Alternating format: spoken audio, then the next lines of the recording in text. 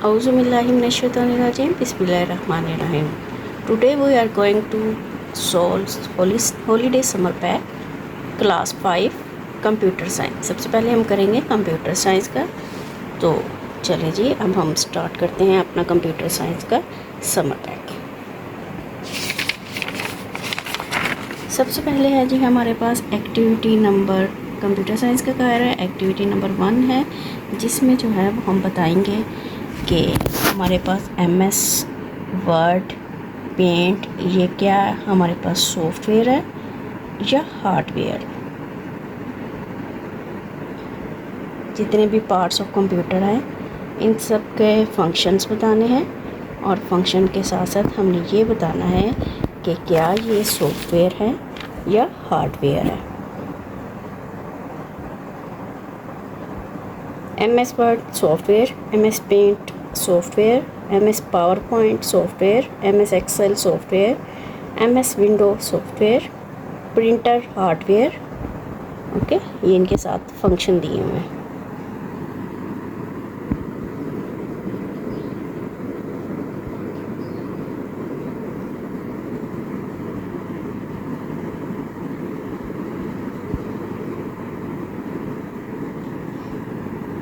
इस तरह से ये सारे जो हैं वो हम नोट करेंगे। Webcam, okay okay. नेक्स्ट हम सेकंड एक्टिविटी स्टार्ट करते हैं। सेकंड एक्टिविटी में जो है वो हमें बताया हुआ है इन्होंने कि हम इनको बताएंगे।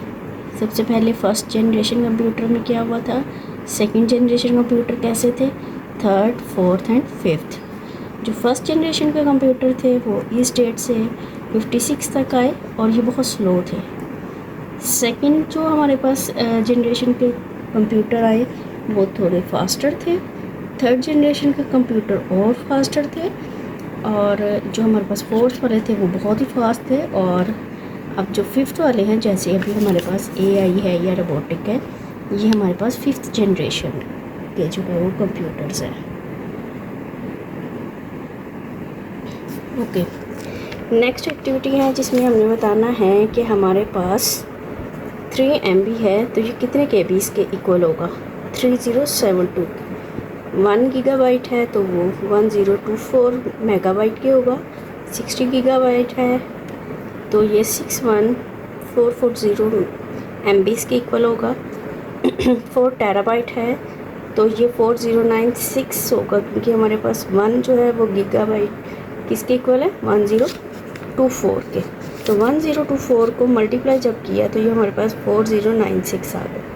नेक्स्ट है जी हमारे पास 20 GB के जो है वो KBs में हम कर देंगे कन्वर्ट, और 1 KB को कन्वर्ट करेंगे 1024 बाइट में। ओके, नेक्स्ट हमारे पास एक्टिविटी है जी जिसमें हमने बताना है features of Microsoft window 10। Window 10 के जो भी हमारे पास फीचर्स हैं वो हम जो है वो बताएंगे। इसमें कम से कम 5 फीचर्स जो है वो हम बता देंगे।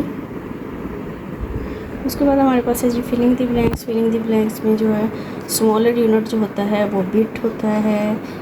पेन ड्राइव को स्टोरेज डिवाइस भी कहते हैं। CD जो है वो 700 MB के इक्वल होती है। रैम जो है वो वोलेटाइल मेमोरी है। पेन ड्राइव जो एक्सटर्नल मेमोरी है।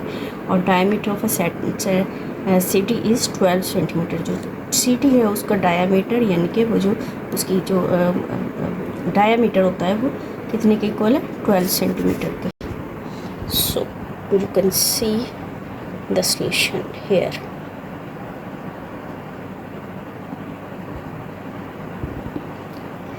ओके स्टूडेंट्स, नेक्स्ट हम चलते हैं नेक्स्ट पेज नंबर 6 पर। नेक्स्ट है हमारे पास पेज नंबर 6। इसमें हमने बताना है true and false. Right true and false and rewrite it's false statement. जो फॉल्स स्टेटमेंट है उसको री राइट करना है, जो हमारे पास ट्रू है उसको राइट करें या ना करें आपकी मर्ज़ी है, लेकिन हम यहाँ पर राइट करेंगे। सबसे पहले है हमारे पास ये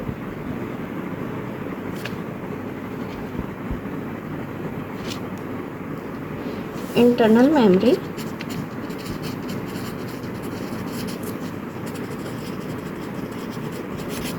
is also called primary memory.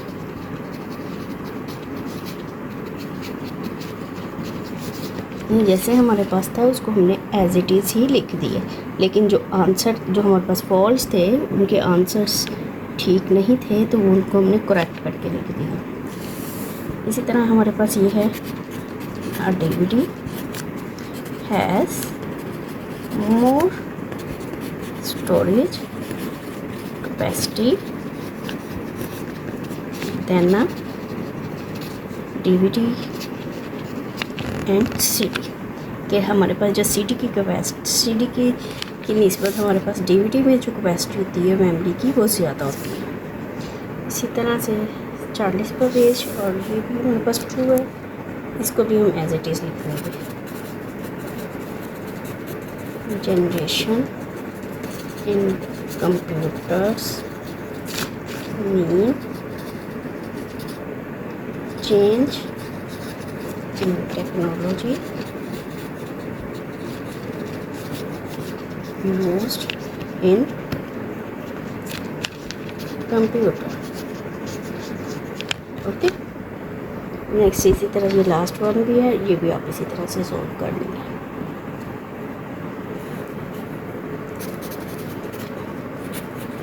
The first digital computer was ENIAC। Okay,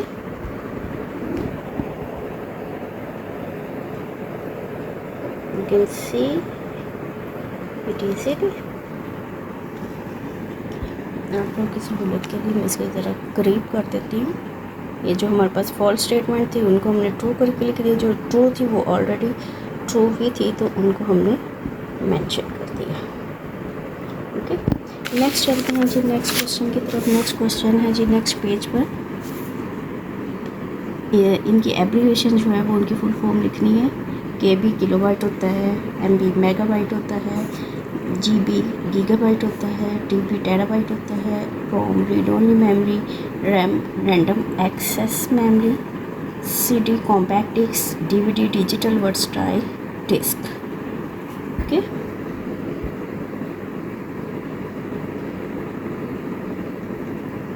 next है जी हमारे पास क्वेश्चन आंसर। पहले देख लें आप जरा करीब से तब स्पेलिंग मिस्टेक्स हैं आपके। नेक्स्ट हमारे पास क्वेश्चन आंसर है, what is smallest unit of storage memory. Bit जो है हमारे पास स्मॉलेस्ट जो है वो मेमोरी होती है। स्टूडेंट्स ये काम जितने भी हैं आप सॉल्यूशन जब करते हैं तो इसको अच्छे तरीके से समझ के किया करें ताकि आपको किसी भी किस्म की कोई प्रॉब्लम ना हो पेश, और आपको वो समझ भी आ जाए और आपको याद भी होना चाहिए ताकि वो नेक्स्ट आपकी जो क्लास है या आपके जितने भी एग्ज़ाम्स होने हैं उन सब में आपके लिए हेल्पफुल रहे। ओके स्टूडेंट्स, नेक्स्ट है हमारे पास जी कॉम्पैक्ट डिस्क, ये भी फुल फॉर्म लिखनी है। Read only memory, digital versatile disc, random access memory. Okay, और क्लोज कर देते हैं आपके लिए।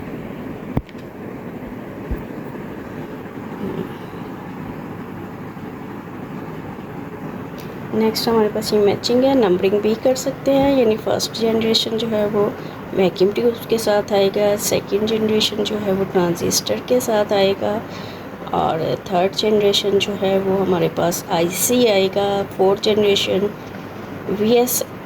VLSI micro computer micro processors, fifth generation जो है वो ULSI से। ओके, देख लें। तो जी नेक्स्ट है हमारे पास ये MCQs भी जो है वो आप क्लोजली देख लें। Tick the correct answer.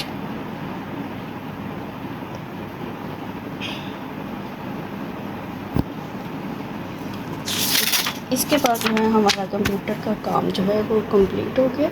अब मैं आपको ज़रा स्टार्टिंग से एक रिव्यू दोबारा से दे दूँ, ठीक है, क्लोजअप दे दूँ ताकि आपके लिए इजी रहे, तो स्पेलिंग मिस्टेक्स कुछ भी जो है वो प्रॉब्लम ना रहे आपके लिए।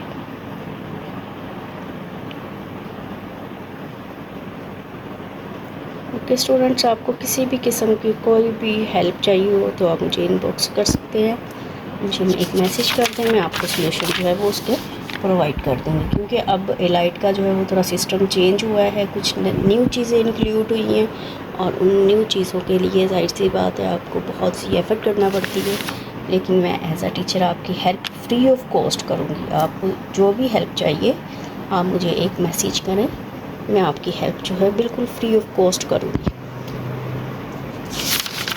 आजकल के दौर में तो वैसे ही बहुत ज़्यादा जो है वो फ़ी चार्जेस और ये सब कुछ इतने ज़्यादा बढ़ गए, अखराजात इतने ज़्यादा बढ़ गए कि पे करना मुश्किल हो जाता है।